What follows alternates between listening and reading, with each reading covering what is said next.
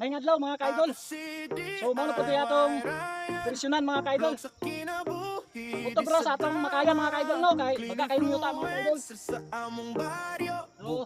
balik ko ninyo mga kaidol. Kalilangan ayo self-volunteer, kusog pa sa kape. Buntag pa naglimpyo na ako sa kanto.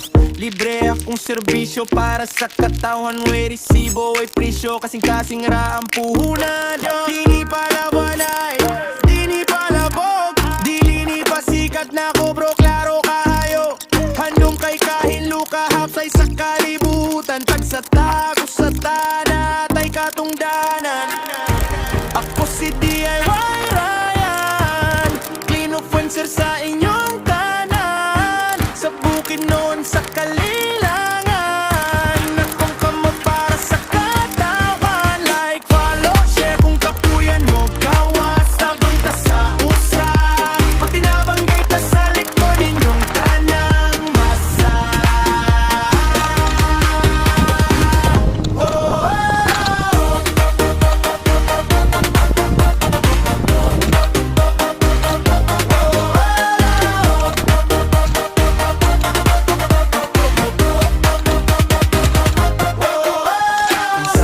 Kapirme, di na mo lihok ang siyudad. Mas gigamay ni mong lihok, ako ka nagbahin sa kalinaw. Ayaw bulat o balita, kita na ang balita.